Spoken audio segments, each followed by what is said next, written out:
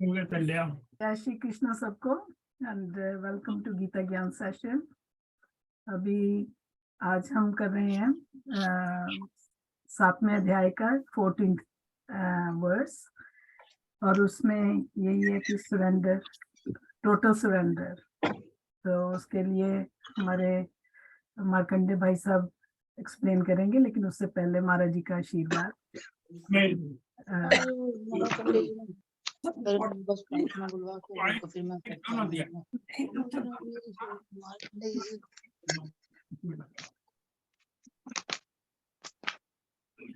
जय श्री कृष्ण महाराज जी। जय श्री कृष्ण महाराज जी चरणों में कोटि कोटि प्रणाम जी। जी जी। जय श्री कृष्ण। जय श्री कृष्ण। जय श्री कृष्ण। जय श्री कृष्ण महाराज जी। जी जी, सबको जय श्री कृष्ण जी, सबको जय श्री कृष्ण। जय श्री कृष्ण। जय श्री कृष्ण महाराज जी। प्रणाम कीर्ति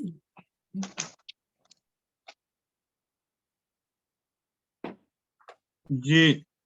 महाराज जी आज डॉक्टर साहब एक्सप्लेन करेंगे 14वां श्लोक लिया है 7वें चैप्टर से, जैसे आपने हाँ, कहा। देवी ही ऐसा गुण में मम माया दुरत्यया माँ में ये प्रपद्यंते माया में ताम तरंती थे। जी। भगवान कहते हैं, बस हम 2-3 मिनट ही लगाएंगे आज। भगवान कहते हैं कि मेरी ये त्रिगुण में माया, कबीर ने भी ऐसे कहा, त्रिगुण फांस लिए कर डोले, बोले मधुरी वाणी, माया महाठगनी हम जाने। तो ये 3 गुणों की जो माया है, इसे पार पाना मुश्किल है। 14वें अध्याय में बड़ा विस्तृत वर्णन है कि तमोगुण में जीव कहाँ कैसे अटकता है, रजोगुण में जीव कैसे अटकता है, और तो और सत्वगुण में जीव कैसे अटक जाता है। उसका बड़ा बृहद वर्णन है।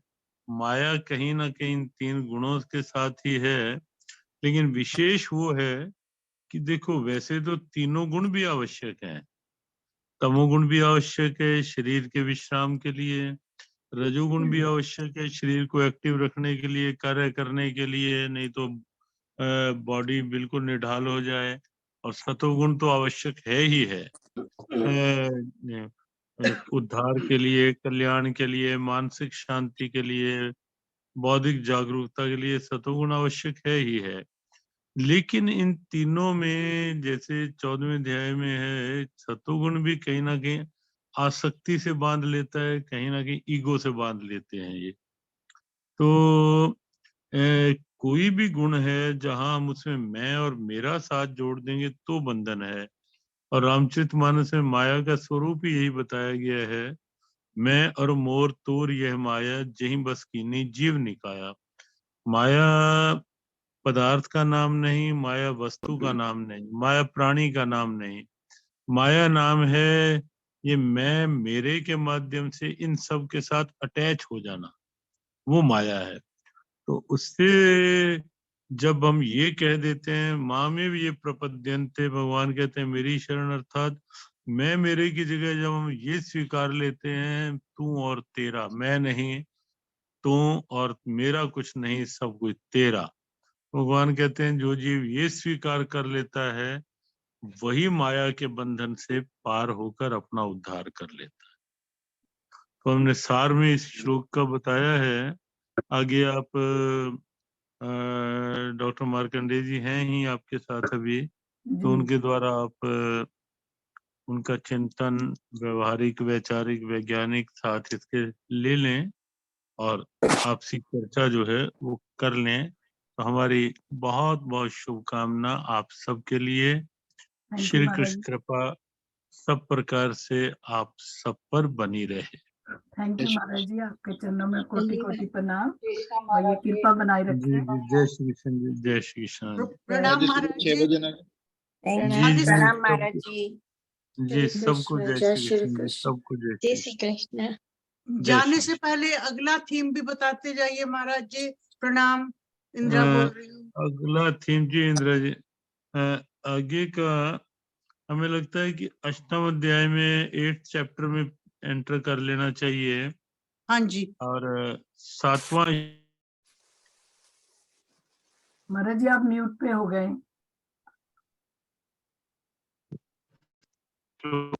चाहिए। सर्वेषु कालेषु मामन स्मरयुद्धे च। ठीक है। तो महाराज जी जी। ये जो सुरेश जी ने एक दो क्वेश्चन उठाए थे पिछली दफा भी आगे भी कि मैं कौन हूँ, हु एम आई, और एक दो और थे सुरेश जी है ना आपके क्वेश्चन, तो हाँ जी। उसके लिए डॉक्टर साहब कह रहे थे कि हमें पूरा सेशन चाहिए, तो पहले वो महाराज जी इसके करेंगे। लिए इसके लिए ऐसा एक ओपन सेशन रख लेंगे ऐसे क्वेश्चंस के लिए।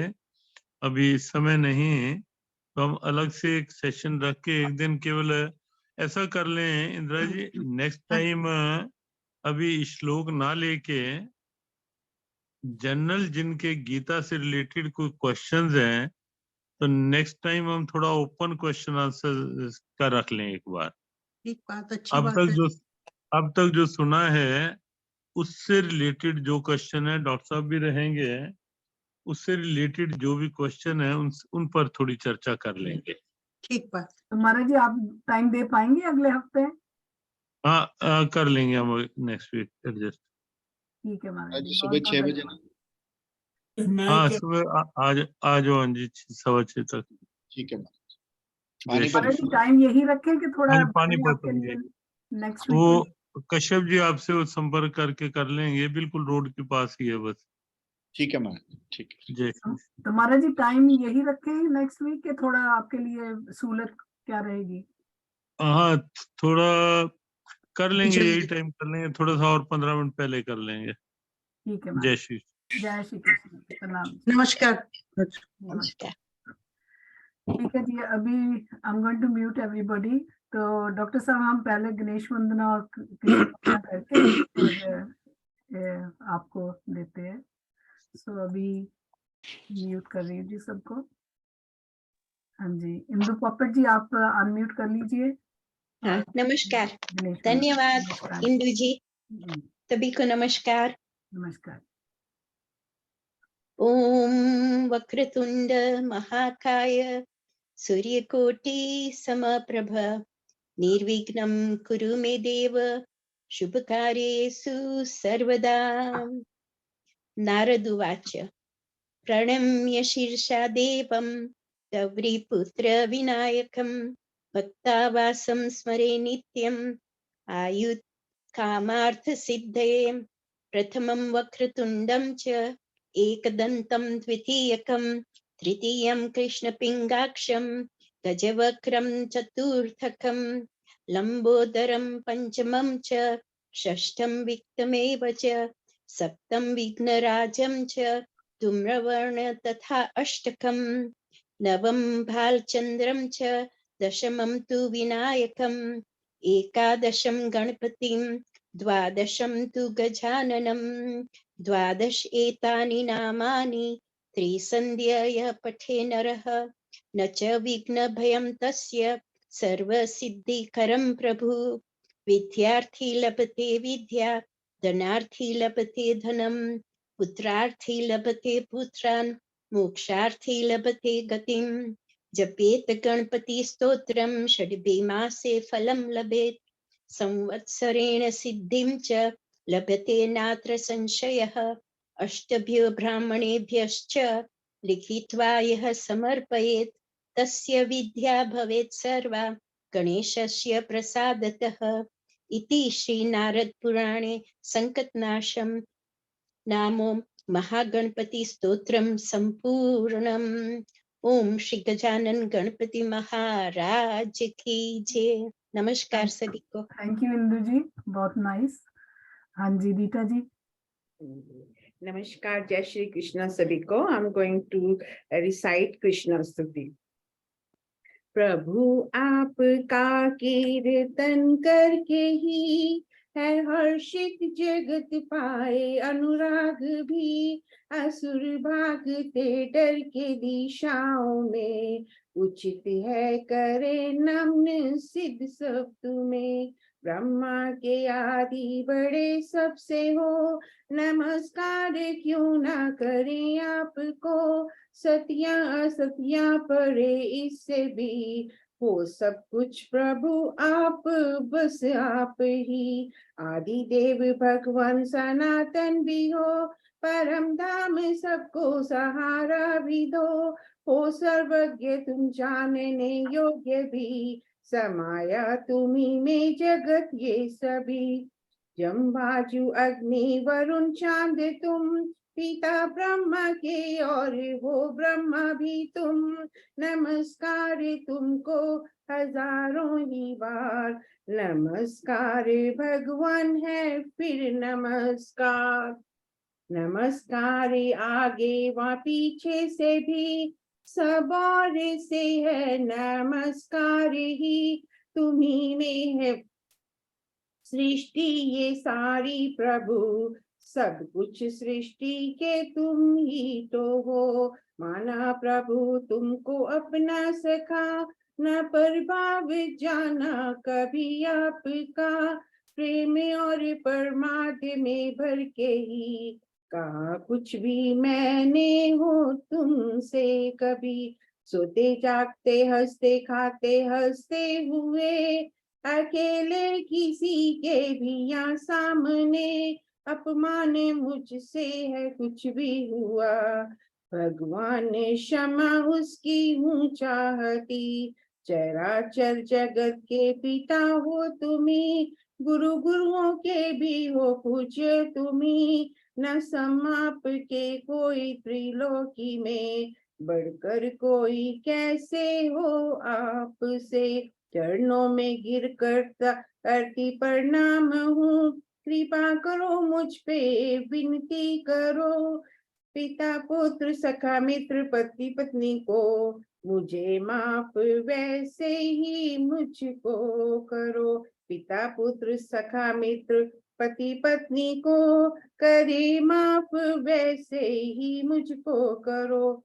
हर्षित हूँ मन भय से है कांपता, कभी देखा न रूप ये आपका।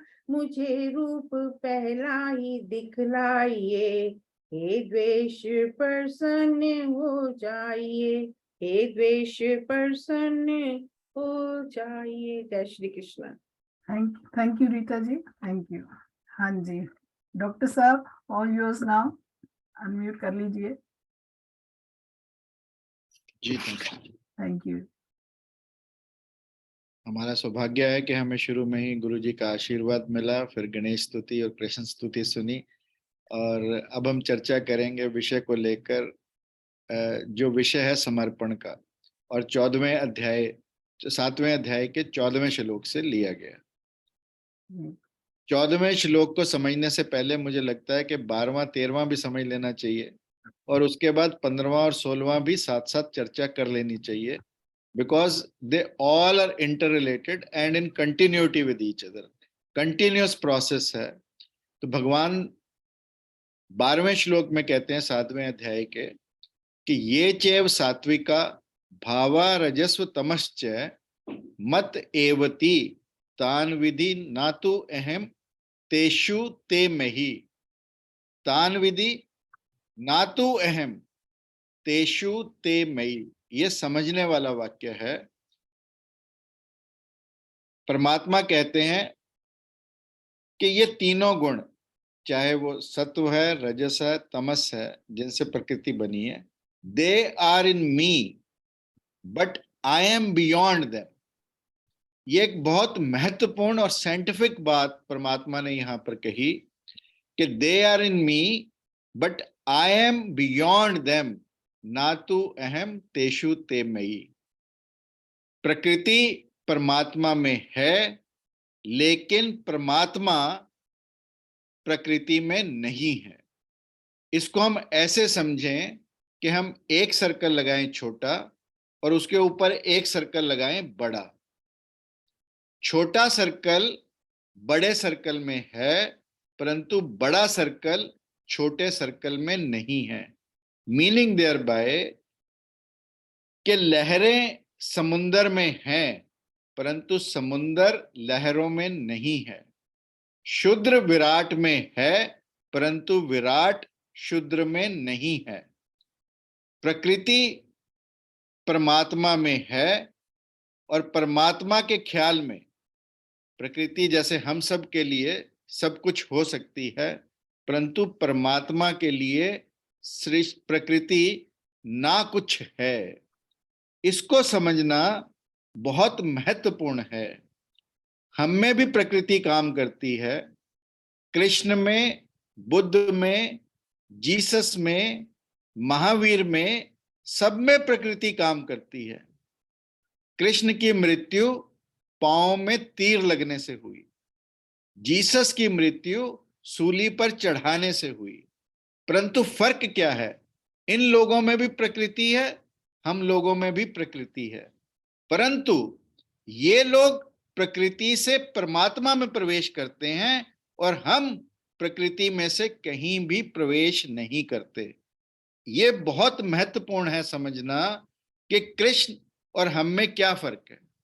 हम प्रकृति से प्रकृति में रह जाते हैं और कृष्ण प्रकृति से परमात्मा में प्रवेश करते हैं। यानी जितने भी पुण्य आत्मा जिन्हें हम कहते हैं, जिन्हें भी हम देवात्मा कहते हैं, जिन्हें भी हम महान आत्माएं कहते हैं, जिनको हम पूजा करते हैं, जिनकी, वो प्रकृति से परमात्मा में प्रवेश करते हैं और हम लोग अपने छोटे सर्कल में ही रह जाते हैं, हम बड़े सर्कल में प्रवेश नहीं कर पाते। और यही एक दृष्टि का भेद है। आप सब लोग यूरोप में हैं, स्पेन में अल्तमीरा केव्स हैं। आप सब लोगों ने शायद पढ़ा भी होगा कि अल्तमीरा केव्स की जो डिस्कवरी थी, जो खोज थी, वो कैसे हुई।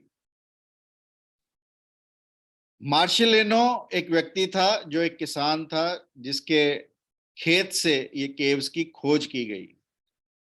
एक दिन मार्शलेनो का कुत्ता बारिश की वजह से दलदल में नीचे गिरा, एक खड्डे में गिरा, और उस कुत्ते को निकालते निकालते वो खड्डा केव्स के मुंह में चला गया। और जैसे ही केव्स शुरू हुई तो इस मार्शलेनो ने सर्च लाइट से उन केव्स को खोजना शुरू किया और नीचे उसको हड्डियां मिलती चली गई। वो हड्डियां चुनता चला गया और वो बहुत आश्चर्यचकित था कि ये हड्डियां बहुत पुरानी हैं, पता नहीं कितने पुराने समय की हैं, 10,000 20,000 साल पुराने समय की हैं। अब छठे सातवें दिन उसकी एक छोटी सी बच्ची थी 8 साल की, जो उसके साथ केव्स के अंदर आई। पिता नीचे हड्डियां चुनने लग गया, बिटिया ने ऊपर छत की तरफ देखा केव्स के, तो शी वाज स्टन्ड कि इतनी ब्यूटीफुल पेंटिंग्स वहां पे हैं। तो उसने अपने पिता को कहा कि पिताजी, आप नीचे ही देख रहे हो, सर्च लाइट से नीचे ही ढूंढ रहे हो, कृपया ऊपर की तरफ भी देखो। और जब उसने ऊपर की तरफ देखा तो he himself was amazed, he himself was astonished, he himself was stunned। उसको लगा कि वाह, अब भेद कहाँ आया। जो व्यक्ति केवल हड्डियां चुन रहा था नीचे जमीन की तरफ, केवल और केवल दृष्टि का भेद आया कि नीचे से दृष्टि ऊपर की तरफ गई। और यही यहाँ परमात्मा कहते हैं कि प्रकृति से परमात्मा की तरफ अपनी दृष्टि को बदलना है। और जब हम अपनी दृष्टि को बदलेंगे तो ये सारी सृष्टि हमारे लिए बदलती हुई दिखाई देगी। ये फर्क है। हम अपने सारे जीवन में ये हड्डियां ही बीनते रह जाते हैं, चाहे वो हड्डियां धन की हों, चाहे वो हड्डियां पद की हों, चाहे वो हड्डियां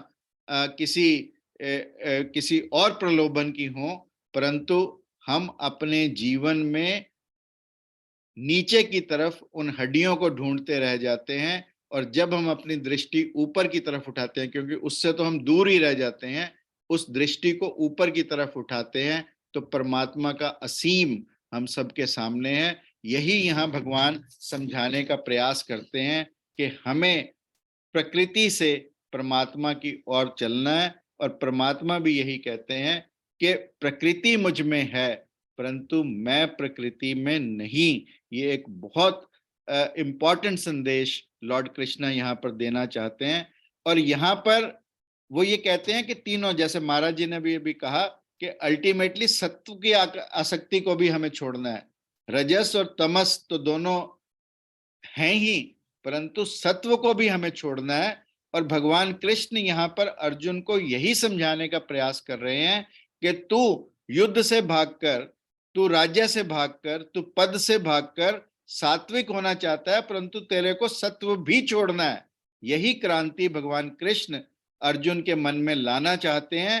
और शायद परमात्मा अब सफल भी होने लगे हैं, भगवान कृष्ण अब सफल भी होने लगे हैं अर्जुन को रूपांतरित करने में।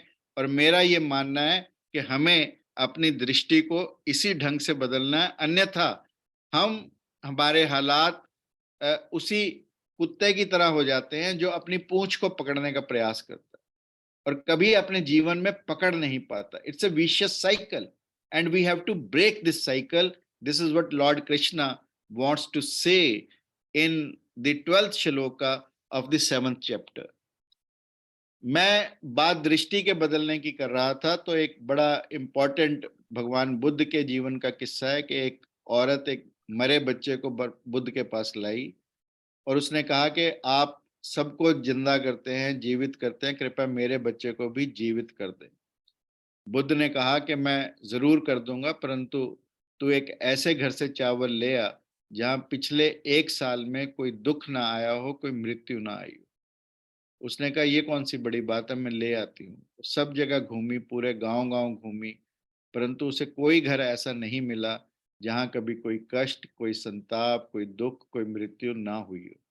अंततः शाम को वो बुद्ध के पास हंसती हुई पहुंची और उसने कहा कि मेरा बेटा मुझे वापस कर दे।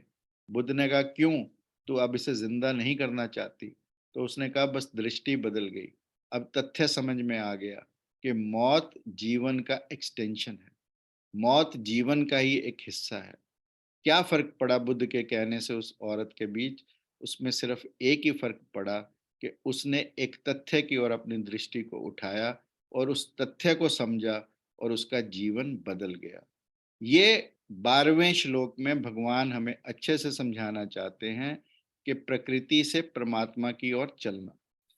13वें श्लोक में आकर भगवान कहते हैं त्रिभी गुणमय भव इमि सर्वइदम जगत मोहितम ना भी जानाति माम्यभ्यम परम अव्ययम, कि जो मोहित हैं, जो डिल्यूडेड हैं, जो मोह में हैं, ना भी जानाति वो नहीं जानते, माम्यभ्य मुझ परम अव्ययम को, कि वो मुझ इम्पेरिशेबल को, मुझ परमात्मा को, मुझ सुप्रीम को, परम को वो नहीं जानते, because they are deluded by 3 modes of maya which people in this world, that is why the people in this world are unable to know me, and I am the imperishable, I am the eternal. अब भगवान यहाँ कहना क्या चाहते हैं? वो अर्जुन को मोह को ही, शुरुआत अर्जुन के मोह से हुई। अर्जुन का विषाद क्या था कि अर्जुन के स्वजन जब सामने आए तो वो मोहित हो गया। उस मोह को ही भगवान तोड़ना चाहते हैं और उस मोह को तोड़ने के प्रयास में भगवान यहाँ भी यही कहना चाहते हैं कि मोहितम ना भी जानाति, कि जो मोहित हैं वो नहीं जानते मुझ इम्पेरिशेबल को, मुझ सुप्रीम को। और इसी की चर्चा में आगे भगवान जब जाते हैं, तो मैंने पहले 12वें अध्याय में आपसे कहा कि 2 सर्कल हैं, एक प्रकृति का, उसके ऊपर परमात्मा। अब आप एक तीसरा सर्कल इमेजिन करो, तीसरा सर्कल जो व्यक्ति का है, जो आदमी का है, जो सबसे अंदर है। आदमी के सर्कल के बाद प्रकृति का सर्कल, प्रकृति के सर्कल के बाद परमात्मा का सर्कल। अब हम प्रकृति में हैं परंतु प्रकृति हम में नहीं है। ये 13वें अध्याय का निचोड़ आ जाता है। और इस 13वें श्लोक का, और 13वें श्लोक के बाद भगवान 14वें श्लोक पे जाते हैं।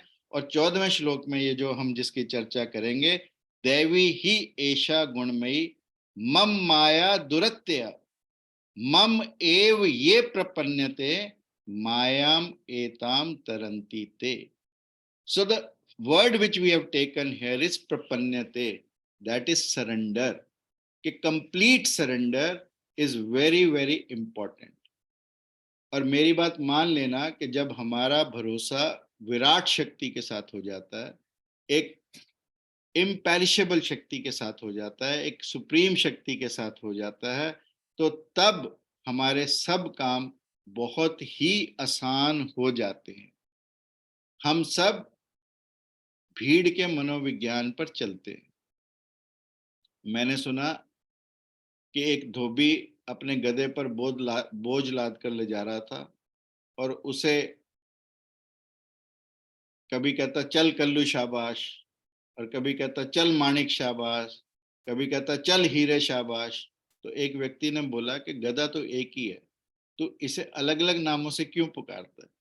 उसने कहा मैं इस गधे को ये फील ही नहीं होने देना चाहता कि तू अकेला है। इसको ये लगता है कि मैं अगर चल रहा हूं तो और भी कई चल रहे हैं, इसलिए चलता चला जाता है। That is the psychology which he is using for his ass, and we ourselves are choosing the same psychology for living in this world कि और लोग भी ये कर रहे हैं तो हम भी कर रहे हैं, और लोग बोझ ढो रहे हैं तो हम भी कर रहे हैं, और लोग धन की रेस में हैं तो हम भी धन की रेस में, और लोग पद की रेस में हैं तो हम भी पद की रेस में, और लोग प्रतिष्ठा की रेस में हैं तो हम भी प्रतिष्ठा की रेस में। यानी we are also following the same and we are using the same mass psychology which a washerman is using for his ass. So we are no different that way, and that is what we need to understand, and that is what God is trying to make us understand here. Okay, if you have complete faith in me, if you have completely surrendered to me, then I am taking care of all your needs, all your problems. So do a complete surrender to me, and I am there to take care of this. वैसे भी हम जब अपनी कुछ चीजों को परमात्मा पर छोड़ देते हैं तो लाइफ इज वेरी इजी। आप देखें दो चीजें, एक कश्तियां दो तरह से चल सकती है। एक तो आप पतवार से खेओ तो कश्ती चलती है, और एक कि आप ऊपर हवा से उसका रुख बदल दो। एक तो चप्पू मार के आप चला सकते हो पतवार से, और एक आप चला सकते हो पाल से। पाल यानी ऊपर की जो हवा का रुख जिससे हम बदलते हैं उससे।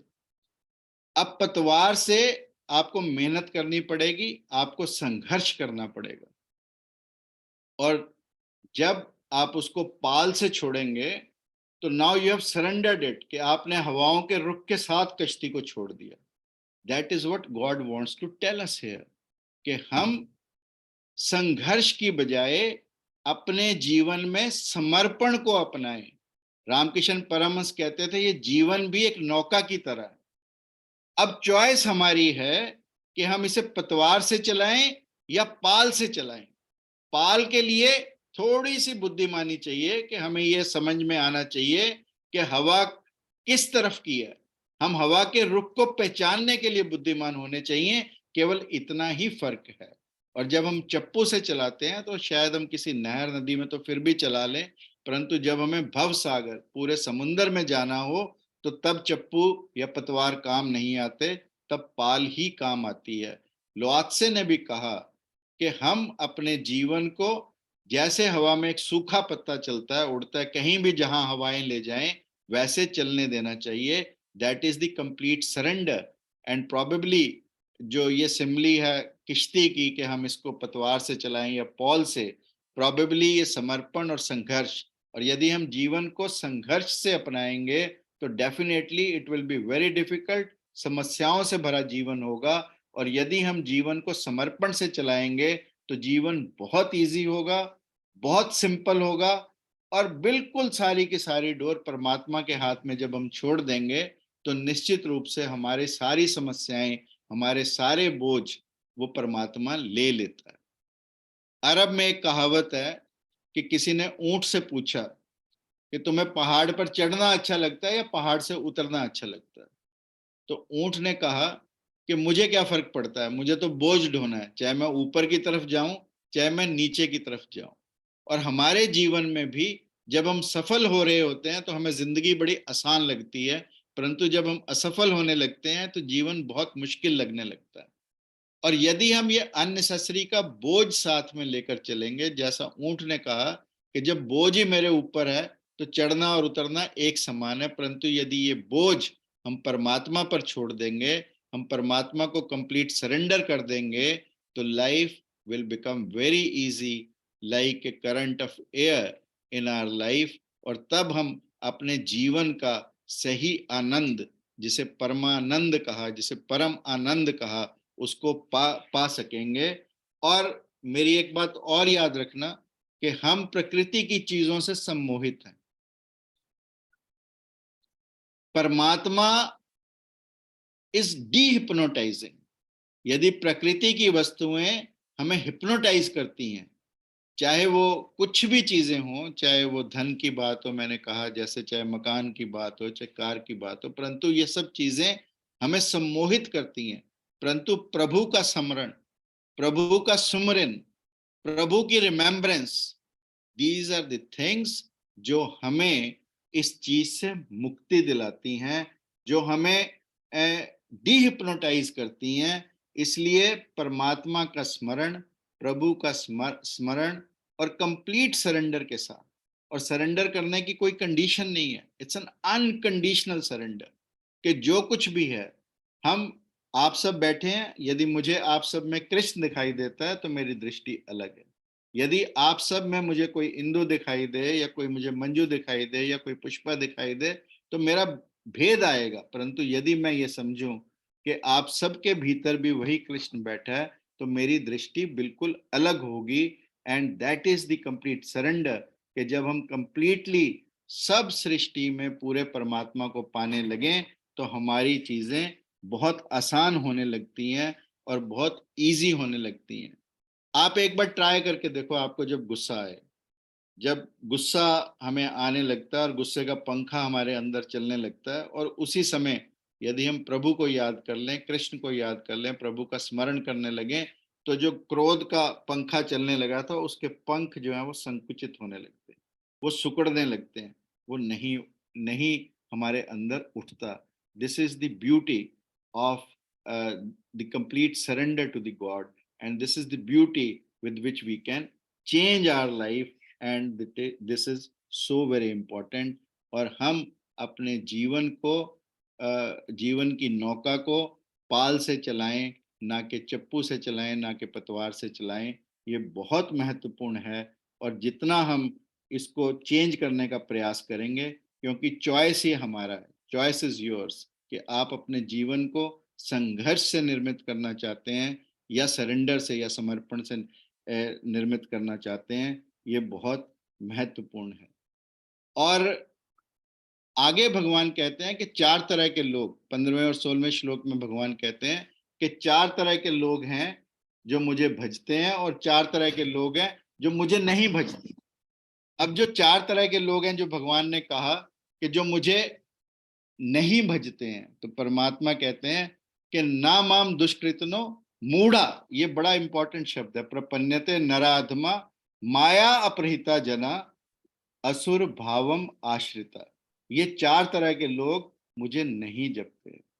बाकी शब्द आप सब समझते हैं, परंतु मैं मूढ़ शब्द के साथ आप लोगों से थोड़ी सी चर्चा करना चाहता हूं कि मूढ़ भगवान कृष्ण किसे कहना चाहते हैं। मूढ़ से लोग मूर्ख का भी अभिप्राय लेते हैं, परंतु मेरा यह मानना है कि भगवान मूढ़ उसको कहना चाहते हैं कि जो प्रभु से विमुख है, जो प्रभु से पीठ किए हुए और जो प्रभु की तरफ उन्मुख है, उसे प्रभु यहां पर कहना चाहते हैं कि वो कंप्लीटली सरेंडर्ड है, वो प्रपन्नते है, यानी उसका कंप्लीट सरेंडर है। तो यदि कैटेगरीज इस दुनिया में बहुत बनाई गई, कोई अमीर की, कोई गरीब की, कोई पढ़े लिखे की, कोई न अनपढ़ की, परंतु यहाँ जो कैटेगरी भगवान ने दी है वो एक ही कैटेगरी है कि जो मेरा स्मरण करते हैं, जो मेरा स्मरण नहीं करते हैं, जो मेरी तरफ उन्मुख हैं और जो मेरी तरफ उन्मुख नहीं है, जो प्रभु से दूर हैं, प्रभु की तरफ उन्मुख नहीं है, उनके लिए मूढ़ शब्द का प्रयोग है। और जो बाकी लोग भगवान ने कहे कि चाहे वो नर अधम है, चाहे जो माया से अपहृत हैं, जिनको माया ने अपहृत कर लिया, या जो असुर भाव में आश्रित हैं, ऐसे लोग मुझे नहीं भजते। और 4 तरह के लोग अगले श्लोक में भगवान ने कहा कि जो मुझे भजते हैं, चतुर्विधा भजन्ते माम जना सुकृतो अर्जुन आर्तो जिज्ञासु अर्थार्थी ज्ञानी भरत ऋषभ। यानी जो जिज्ञासु हैं, जो अर्थार्थी हैं, जो ज्ञानी हैं, ये सब मुझे भजते हैं। तो ये जो विभाजन यहाँ परमात्मा ने किया, जो विभाजन यहाँ भगवान कृष्ण ने किया कि जो लोग मेरे उन्मुख हैं या जो लोग मेरे उन्मुख नहीं हैं, ये समझना बहुत महत्वपूर्ण है। और जब हम परमात्मा के उन्मुख होते हैं, मैं आपको बताऊं उन्मुखता का क्या लाभ है. When you lose everything, even then the God remains in you. 3 days ago, my mother got a brain stroke. And this brain stroke was localized to the area of speech. हमारे ब्रेन में speech area होता है, उससे localised है. She now is unable to speak my name, my children's name, or my wife's name, or anyone she knows. She is unable to speak the name. But surprisingly, she continues to sing वही हनुमान चालीसा, वही गीता के श्लोक, वही कृष्ण के भजन. उनमें कोई भुलावट नहीं है, उनमें कोई नॉमिनल अफेजिया नहीं है. That's this is amazing. Beauty. This is the beauty कि जब हम परमात्मा का स्मरण करते हैं, जब परमात्मा को अपने साथ लेते हैं, जब परमात्मा की तरफ उन्मुख होते हैं, तो ये फर्क हमारे जीवन में आता है. And this you can also realize in your life, daily life. You can have such examples जहां पर जो परमात्मा के उन्मुख लोग हैं, वो निश्चित रूप से परमात्मा उनकी मदद के लिए आता है. और अगर हमारी प्रार्थनाएं परमात्मा को धन्यवाद देने के लिए हैं, तो निश्चित रूप से वो प्रार्थना है. और यदि प्रार्थना में मांग है, तो वो कोई प्रार्थना नहीं है कि भगवान अगर पास करेगा तो 11 रुपए का प्रसाद चढ़ाऊंगा, इस बार फर्स्ट आ गया तो 11 रुपए का प्रसाद चढ़ाऊंगा, माता जी अगले साल पोता दिता तो 76 चढ़ाना होगा. ये सारियां जिन्नियां भी साडियां प्रार्थना है, जो मांग दे नाल हैं, तो नेचुरली साडे अंदर कोई मतलब दी नहीं है. परंतु ये प्रार्थना केवल और केवल परमात्मा का धन्यवाद है, परमात्मा का थैंक्स है, तो they will be very very effective in life. अब ये हमारे ऊपर डिपेंड करता है कि हम कौन सा चित्त लेकर परमात्मा के पास जाते हैं. यदि हमारे चित्त में कार की प्रार्थना है, यदि हमारे चित्त में धन की प्रार्थना है, यदि हमारे चित्त में परिवार के लिए कोई प्रार्थना है, तो वो चित्त असली चित्त नहीं है. चित्त वही है जो परमात्मा के पास केवल और केवल धन्यवाद करने के लिए जाता है. और जब हम परमात्मा के पास धन्यवाद करने के लिए जाते हैं, तो वो प्रार्थना निश्चित रूप से कबूल होती है, ऐसा मेरा मानना है. इन्हीं शब्दों के साथ मैं अपनी इस व्याख्या को यहीं पर विराम देता हूं. And rest is open to you. हाँ जी डॉक्टर साहब, बहुत बहुत धन्यवाद आपका. बहुत ही अच्छे ढंग से आपने एक्सप्लेन किया एज ऑलवेज. और ये तो एक्चुअली इट्स अमेजिंग जो आपकी मदर के साथ हुआ कि भी इट्स नॉट अमेजिंग कि उनको I have recorded this. I have recorded this. It's really amazing कि भी देखो वो भगवान का नाम वैसे ही ले रही हैं लेकिन दूसरे नाम नहीं बोल सकती. That part is amazing. तो I think it illustrates the point you made explain कि भी ये एक्चुअली लाइफ में हो सकता है अगर हम इतना उन्होंने ऑब्वियसली इतना समर्पण किया हुआ अपने आप को भगवान के लिए, जो कि भी उनके साथ ऐसा हुआ. तो इट्स रियली अमेजिंग. आपका बहुत बहुत धन्यवाद. I've got one quick question. एक मिनट पहले उनका सुन ले रीता जी.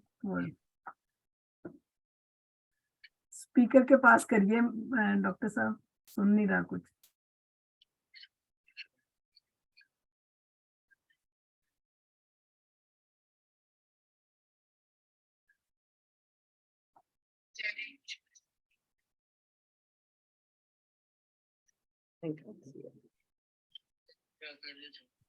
नहीं सुनाई पड़ रहा. हाँ, ज्यादा नहीं कुछ सुनाई नहीं दिया. बट एनीवे उन्होंने एक्सप्लेन किया सारा. हमारी प्रार्थना बहुत यही अच्छे है से कि उनको explain किया. रिकवरी हो अच्छी. जी थैंक यू. हाँ जी, that's what we hope and wish. तो ये जो आपने कहा कि भी अपना भगवान का थैंक यू करना चाहिए, लेकिन उसमें अगर हम सभी का वेल विश मांगते हैं भगवान से, तो क्या वो भी मांगना नहीं चाहिए? नहीं, वो मांग हमारी है ही धन्यवाद. अगर हम दूसरों के लिए कर रहे हैं धन्यवाद. तो यस. क्योंकि अगर हम कहते हैं कि भी सबको सुख शांति तंदुरुस्ती मिले, सर्वे भगवान के भवन्तु आगे सुखिनः करते हैं सर्वे सन्तु अपना, निरामयाः. तो जी ये इसमें तो मांग नहीं हुई फिर. ठीक है, नहीं.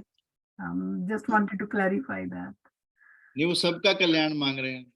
हाँ जी, सबका भी, परिवार का भी, सबका ही मांग रहे हैं।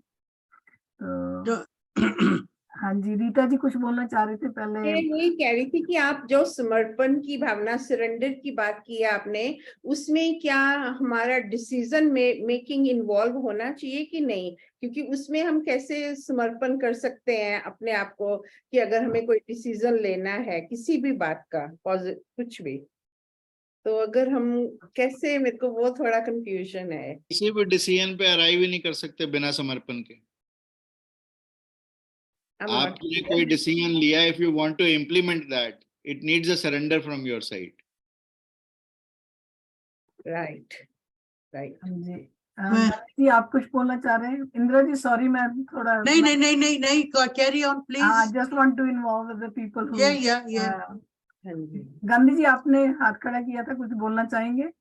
सरस जी कुछ बोल रही थी। जी मेरा एक क्वेश्चन है, I don't know how far one can say anything. Doctor साहब ने कहा है कि कंप्लीट सरेंडर करना अच्छी बात है, इफ आई हैव अंडरस्टूड। तो मेरा ये कहने का मतलब है कि ये जो वर्ड सरेंडर है, to what level one has to surrender. अगर मैं सरेंडर करूं और because of that surrendering myself, if my family gets hurt and they get into problem, तो shall I take care के भी मेरा सरेंडर करना ठीक है, या ये परेशान हो रहे हैं? हमने देखा है, अगर हरिद्वार में जाते हैं तो मिलते हैं बड़े बड़े अच्छे साधु संतों से, गुरुओं से भी, तो पता चलता है ये पहले मैजिस्ट्रेट थे, ये पहले डॉक्टर थे, ये थे। वो सब छोड़ छाड़ कर, बच्चों को छोड़कर, घरवाली को छोड़कर हरिद्वार पहुंच गए, और they are doing very good job, very good job. तो they surrendered the family life, they surrender looking after them in order to achieve their happiness. I mean, their sir देखो, happiness. सरेंडर और संन्यास, समर्पण और संन्यास में थोड़ा फर्क समझें। हमने, भगवान कृष्ण ने कहीं भी ये नहीं कहा कि अपने कर्म छोड़ो। सवाल ये है कि उन कर्मों को करते हुए परमात्मा ना भूले। अभी मैं आपको एक छोटा सा उदाहरण देता हूं। सुखदेव ऋषि को व्यास जी ने अंतिम शिक्षा के लिए महाराजा जनक के पास भेजा। सुखदेव जी द्वार पर पहुंचे एंड उनको इतनी हैरानी हुई देखकर अंदर, कि अंदर नाच चल रहा है, शराब चल रही है, राजा भी रंगरलियों में है। तो उनको ये लगता है सुखदेव ऋषि को कि व्यास जी ने, मेरे पिताजी ने, जो इतनी दुनिया के सबसे बुद्धिमान व्यक्ति और बुद्धिमान ऋषि माने जाते हैं, उन्होंने ऐसे व्यक्ति के पास मेरे को क्यों भेजा। और उसके मन में आया सुखदेव के, तू यहां से भाग जा। जैसे ही उनके मन में ये आया, सिर्फ मन में ही विचार आया कि तू भाग जा, जनक ने उसी समय उन्हें बुलाया कि रुको रुको रुको। अब उन्हें लगा कि भी यार, इनको कैसे पता लगा कि मैं भाग जाना चाहता हूं। तो जनक ने कहा कि जो शब्द नहीं कह सकते वो निशब्दों में पहचाना जाता है। अभी तुम्हारे मन में विचार है, तुम इसलिए रुको। उसने कहा मैं ऐसी जगह पर रुक के क्या करूंगा। उसने कहा नहीं नहीं, आज की रात रुको, हम सुबह चर्चा करेंगे। रात को उन्होंने उसे रोका, बहुत अच्छा कमरा दिया। जब सुखदेव सोने लगे तो रात को देखा उन्होंने कि ऊपर एक पतले से धागे से तलवार टंगी है। अब पूरी रात सो नहीं पाए, क्योंकि धागा कब टूट जाए पता नहीं, तलवार भारी है, धागा पतला है। अब जब सुबह जनक आए पूछने सुखदेव से, उन्होंने कहा कैसी रही रात। कहता महाराज, रात नींद ही नहीं आई, आपने इस पतले से धागे से तलवार टांग दी, नींद क्यों आनी थी। उन्होंने कहा कि देख, तेरे को मैंने मखमली बिस्तर दिया, तेरे को मैंने इतना अच्छा कमरा दिया, तेरे को इतनी अच्छी लग्जूरियस लाइफ दी, तेरे को कुछ भी ध्यान नहीं आया, तेरे को सिर्फ ये ध्यान में आया। तो उसने कहा बिल्कुल यही ध्यान में आया। तो जनक ने कहा कि देख, तेरी सुई मृत्यु पे आके रुक गई। और मैं ये सुमरण करते करते इस मृत्यु से पार भी चला गया। तू केवल मृत्यु को देख पाया, और मैं क्योंकि पदार्थ जो इस प्रकृति में है, जो सब कुछ खत्म होने वाली चीजें हैं, उनको छोड़कर पार की चीज पर पहुंच गया जो कि कभी खत्म नहीं होती, और वो है परमात्मा। This is what I said, imperishable, परम अव्ययम। जो भगवान ने अपने लिए शब्द प्रयोग किया कि तू सब चीजें छोड़कर उस परम अव्ययम की तरफ ध्यान लगा। तो वो कहता है ये सब कुछ चलता रहता है मेरे दरबार में, पर मेरा इनमें कहीं ध्यान नहीं है, मेरा ध्यान उस परम अव्ययम में। क्वेश्चन इज दैट, यही मैंने बात कही कि हमारी दृष्टि कहां पर है।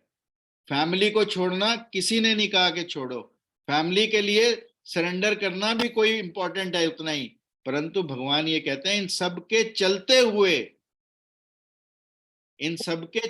हुए तुम मेरा स्मरण मत भूलो, मेरे को याद करते रहो, मेरे ऊपर सब कुछ छोड़ते रहो, परिवार को चलाना भी आसान हो जाएगा। वो ये कहते हैं कि जब तुम मेरे ऊपर छोड़ दोगे सब चीजें, तो तुम्हारी जो परिवार की समस्याएं हैं, यही तो भगवान ने कहा कि तुम किस चित्त के साथ मेरे पास आते हो। यदि हम भगवान के पास समर्पण के चित्त के साथ जाते हैं, तो भगवान निश्चित रूप से हमारे सारे बोझ को ले लेते हैं। अब एक व्यक्ति रेलगाड़ी में गया और अपने सिर पर टैची रखे हुए, किसी ने कहा भाई नीचे रख दे, कहता यार रेल पे पहले ही बहुत ज्यादा, मैं क्यों रखूं। अरे रेल तो जा ही रही है ना, सिर पे ट्रंक रख के जाने का क्या लाभ है। तो this is what God wants to say, कि हमें अपने सिर पे बोझ नहीं रखना, उस रेलगाड़ी में अपना बोझ रख दो जो चल रही है। तो यही परमात्मा यहाँ पर कह रहे हैं कि सरेंडर का मतलब केवल और केवल इतना है कि अपने ऊपर बोझ मत रखो, बिकॉज जिसने हमें बनाया वो हमारे खाने का भी इंतजाम करेगा, परंतु हमारी दृष्टि उस गिद्ध की तरह नहीं होनी चाहिए जो गिद्ध उड़ती तो आकाश में है, परंतु आकाश की असीमता से उसको कोई लगाव नहीं है, वो वहां का कोई आनंद नहीं लेना चाहती। ऊपर उड़ते हुए भी उसकी दृष्टि नीचे मांस पर लगी।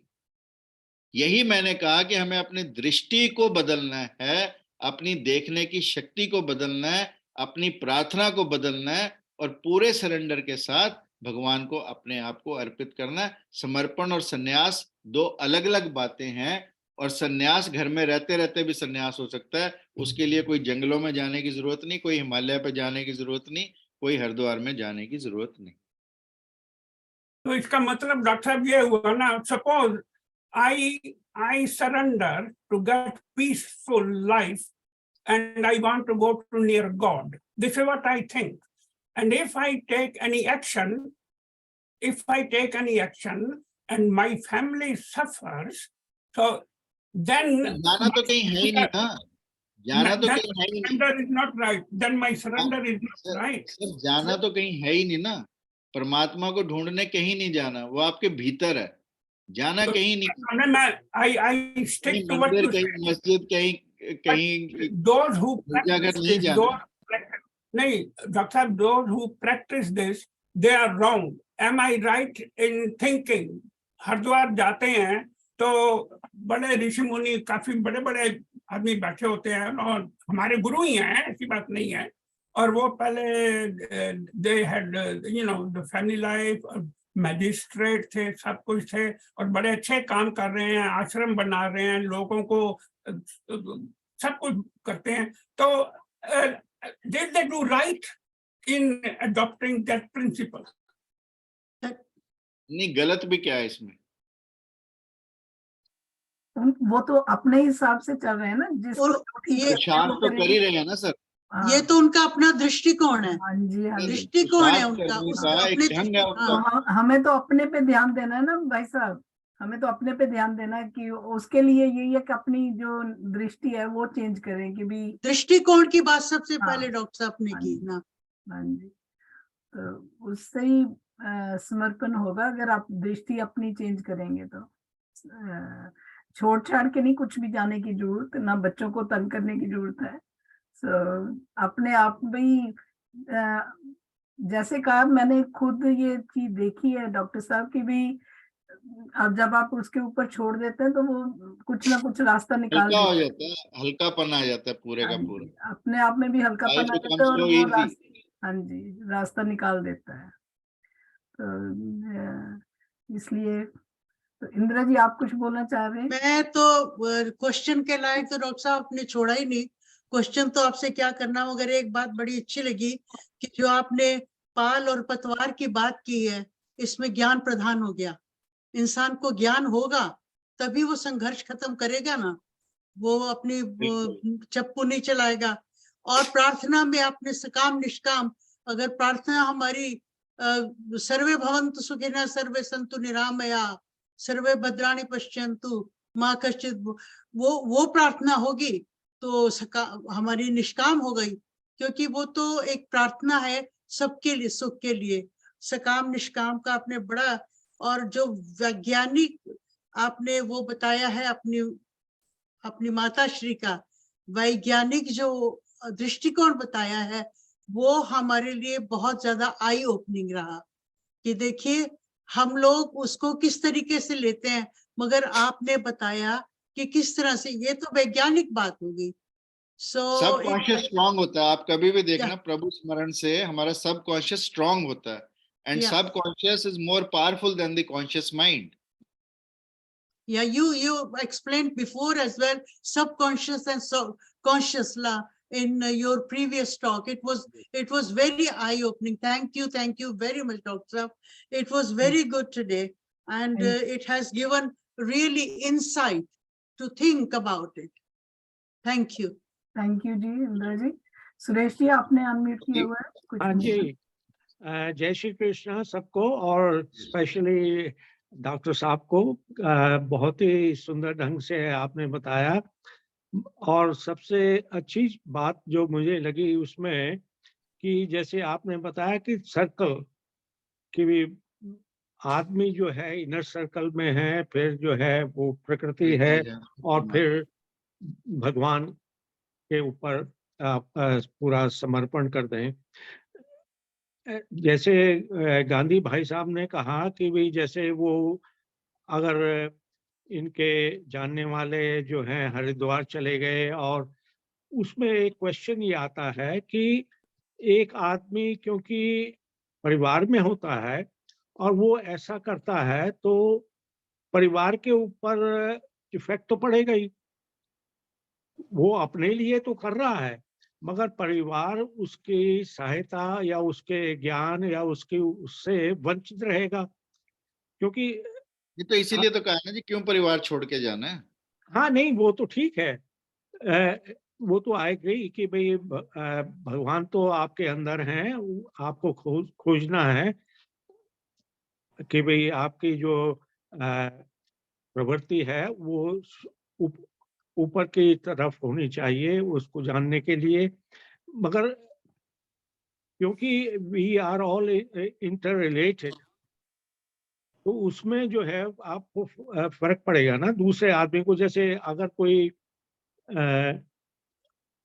मैं कोई कार्य करता हूँ, वो उसका इफेक्ट किसी के ऊपर तो होगा ही ना। उस कार्य को ही सर कृष्ण का कार्य समझ के करना है ना, बस इतना ही फर्क है। हाँ जी, हर हमारा काम जो है वो सरेंडर का मतलब ही यही है कि हर काम का मतलब कृष्ण का काम है, हमारा क्यों। मेरा क्या इनका मतलब ये है कि जैसे जो, अगर मैं ठीक समझी हूँ तो, कि भाई जो छोड़ के चले जाते हैं, संन्यास ले लेते हैं अपना घर बार, बच्चों को, फैमिली को, तो उसके बाद क्या वो ठीक कर रहे हैं? क्योंकि बच्चे जो है उनके ऊपर भी तो देखो, मैंने पिछली बार भी आपको बुद्ध का उदाहरण दिया था। ये सब नासमझी की बातें हैं। जो समझते हैं, जो असली चीज को समझते हैं, असली तत्व को समझते हैं, उनके लिए इन चीजों का कोई भेद नहीं है। वो परिवार में रह के भी वही सब कर सकते हैं जो जंगल में जाके मिलता है। जी बिल्कुल। और जब हम अपने काम को ही भगवान का काम समझेंगे, हर चीज को भगवान का काम समझेंगे, अपनी फैमिली को पालना भी भगवान का काम है, क्योंकि भगवान ने ही हमें बनाया, भगवान ने ही हमें गृहस्थ आश्रम दिया। जी जी। उसके साथ करते करते ही जब हमारी दृष्टि बदलती है। मान लो if I am seeing the eye of a patient, मेरे को लगे कि ये परमात्मा का ही काम कर रहा हूं मैं, तो मैं कभी गलत काम करूंगा ही नहीं। I will be never unethical in my life.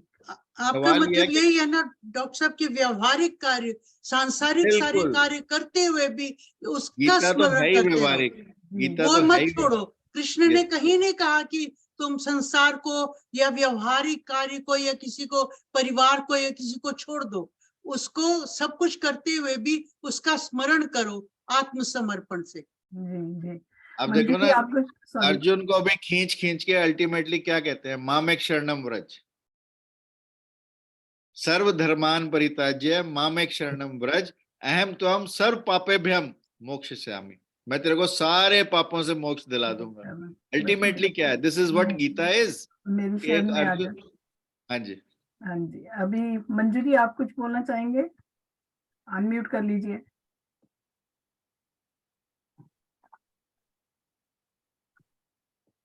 आवाज आ रही मेरी?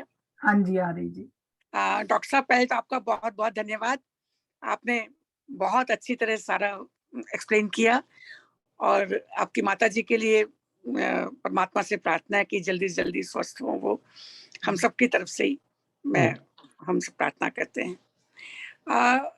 जो आपने कहा है कहने के लिए कुछ बचा नहीं है, क्योंकि श्री कृष्ण ने तो कहीं भी संन्यास की बात की ही नहीं है, कहीं है ही नहीं उसके अंदर। हालांकि हमारे वेदों के अनुसार 4 आश्रम है, ब्रह्मचर्य, वानप्रस्थ, ब्रह्मचर्य, गृहस्थ, वानप्रस्थ और संन्यास। लेकिन वो एक अलग चीज है, वो एक सामाजिक व्यवस्था है। मनुष्य घर में रह कर के भी सन्यासी हो सकता है यदि वो निष्काम कर्म का, निष्काम भाव से काम कर रहा है। तो दैट इज द फीलिंग। उसमें आगे जो गांधी जी ने जो बात कही है, वो मनुष्य की अलग अलग प्रवृत्ति है। कोई घर में रह करके भी सन्यासी बन सकता है, और कोई घर को छोड़ करके सन्यासी बनता है। ये मनुष्य की अलग अलग प्रवृत्ति है, जिसको जिस तरीके से भी वो परमात्मा के समक्ष समर्पण कर सके, उसके लिए वही तरीका जो है वो उचित है। हो सकता है कि जिनकी बात वो कर रहे हो उनको वैसे संस्कार मिले हों, इसलिए उनके लिए वो उचित है। भाव तो सिर्फ इतना ही है कि हमें निष्काम कर्म करना है, और जो ही हम निष्काम कर्म की ओर बढ़ेंगे, समर्पण भाव स्वतः पैदा हो जाएगा, अपने आप पैदा हो जाएगा, अपने आप ही पैदा होगा। बिल्कुल। तो इसलिए ये तो अलग अलग प्रवृत्ति है, जैसा कोई पसंद करे। एग्जैक्टली इन प्रवृत्तियों पे ही हमारे चित्त की दशा निर्भर करती है। जी। मैंने एक छोटा सा एग्जांपल आपको देता हूँ कि एक आदमी घोड़ा खरीदने गया, तो उसने कहा भी इस घोड़े की क्या क्वालिटीज हैं। कहता घोड़ा बहुत हवा की तरह भागता है, और अगर ये गिरा देगा तुम्हें तो डॉक्टर को भी बुला लाएगा। अब उस आदमी ने घोड़ा खरीद लिया कि भी गिराएगा तो डॉक्टर को बुला लाएगा इमरजेंसी में। अब वो घोड़ा उसने खरीदा, घोड़े पे बैठा, गिरा तो घोड़ा डॉक्टर को भी बुला लाया। तो जो उसका मालिक बेचने वाला था वो आया, कहता भी जो मैंने घोड़े की क्वालिटीज बताई थी वो ठीक निकली क्या नहीं निकली? उसने कहा बाकी सब कुछ तो ठीक है, भागा भी हवा की तरह, मुझे गिराया भी, डॉक्टर को भी बुला लाया, परंतु ये वेटनरी के डॉक्टर को बुला लाया। अब घोड़ा तो वेटनरी का डॉक्टर ही तो हमारे चित्त में है, तो हमारे चित्त में है, वो महत्वपूर्ण है कि अगर चित्त में, अब घोड़ा वेटनरी डॉक्टर लाएगा, अगर मेरे चित्त में कोई दुर्भावना है तो मैं दुर्भावना से काम करूंगा, और चित्त में सद्भावना है तो सद्भावना से काम करूंगा। प्रवृत्ति जो है वेरी नाइस, बहुत अच्छी एग्जांपल दी, बहुत अच्छा, बहुत सुंदर समझाने के लिए। आपके ये बहुत ही अच्छा है जो आप ऐसे समझाते हैं ना, एग्जांपल्स देके। और ये बहुत अच्छे, बहुत इंटरेस्टिंग ने भी कहा ना पहले सर्कल्स का, ये तो एकदम इतना फिट हुआ है ना दिमाग में कि भी ये तो किसी मोटे से मोटे दिमाग में भी आ गई बात समझ में। बहुत अच्छा एग्जांपल। हमने तो सिर्फ वही, मैंने शुरू में कहा, हमने सिर्फ शब्दार्थ किए, ये इतनी सुंदर सुंदर वो एग्जाम्पल दे करके उसको आसान कर दिया हम जड़ बुद्धि के लिए। नहीं, हम वैसे जब कहते ना सोचते कि मैं उसमें नहीं हूँ, उसमें हूँ। डॉक्टर साहब आपको एग्जाम्पल्स देने बहुत अच्छे आते हैं, ये तो पक्की बात है, बिल्कुल सटीक होते हैं एकदम। नहीं उनकी और आपका लेसन इंटरेस्टिंग बहुत है। नहीं, उनका अध्ययन, उनकी योग्यता, उनका अनुभव बहुत ज्यादा जो उनका जो प्रैक्टिकल, जो उनका जो एक्सपीरियंस है, ये जो उनके पास विज्ञान है, विशेष ज्ञान है, उसकी वजह से आपको अच्छा लग रहा है, यही मेरे लिए क्रेडिटेबल है। ज्ञान और विज्ञान को विज्ञान अच्छा लग रहा है, सबको बहुत अच्छा लग रहा है, बहुत इंजॉयबल। ज्ञान को विज्ञान के साथ जोड़ा आपने, ये बहुत बड़ी बात है। बहुत बड़ी बात हम तो हम डॉक्टर गीता साहब के ने अनुसार ज्ञान को विज्ञान की तरफ ले जाते बहुत थे। सिंपल अभी जो हम आपने सबको एग्जाम्पल explain दिया कर रहे था, हैं। जो गिद्ध का दिया था, वो बहुत अच्छा था। वो तो सारे होता ही है ये नीचे ही देखता है, वो उसको आसमान का पता ही नहीं। आप दृष्टिकोण। अल्तमीरा की भी हिस्ट्री जरूर पढ़ना है, अल्तमीरा केव्स की स्पेन में है, यू मस्ट वो रीड। पढ़ेंगे हम वो हाँ जी। जरूर पढ़ेंगे।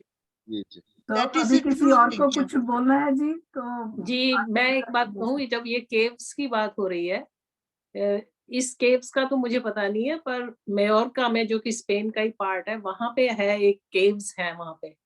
और I was really surprise to see कि जैसे ही आप केव में जाते हैं, जितने भी स्ट्रक्चर्स हैं वो ऐसे हैं जैसे मंदिर के जो खंबे बने हुए होते हैं ना, जो इधर उधर Exactly. हमारे मंदिरों में, सारे स्ट्रक्चर वही हैं, लाखों में करोड़ों में, इन द केव्स। ब्यूटीफुल। लगता है जैसे इसी मंदिर में आ गए हैं, मंदिरों में आ गए हैं, नॉट मंदिर में, मंदिरों में आ गए हैं। शशि जी, यहाँ अमेरिका में भी वर्जीनिया में ल्यूरे कैवर्न्स हैं, ऐसी ही गुफा ऐसे ही हैं, और न्यू मैक्सिको में भी, अल्बुकर्की में भी हैं। कारण क्या है कि पहाड़ से जो पानी टपक रहा है उनसे वो बनती हैं। जी जी। और एक जैसे हमारे संस्कार होते हैं, जैसी हमारी धारणा होती है, हमें वो शक्ल दिखाई देती है। जैसे जब हम आसमान में बादलों को देखते हैं, तो यदि मेरी रुचि जैसी होगी, मुझे बादल का वही आकार बनाते हैं दिखाई वैसे। हाँ, वही बिल्कुल दिखाई बिल्कुल। देता है।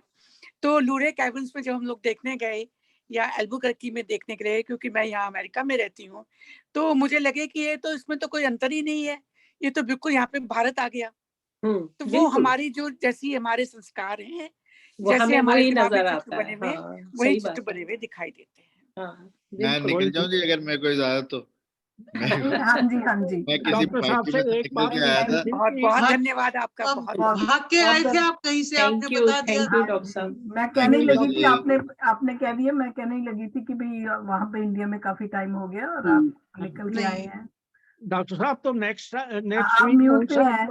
को उन्होंने गिरवी रख लिया कि भाई अंजू यही है, आप वापस आओगे तो नहीं, ठीक है। It's कौन really सा very क्वेश्चन nice करेंगे of जी you. Next We time? appreciate it. Indu ji, next time कौन सा क्वेश्चन करेंगे डॉक्टर साहब? अभी तो वो चले गए हैं। अच्छा, पूछ लेंगे उनसे, पूछ लेंगे। हाँ, नहीं, इंदु जी, आज मेरी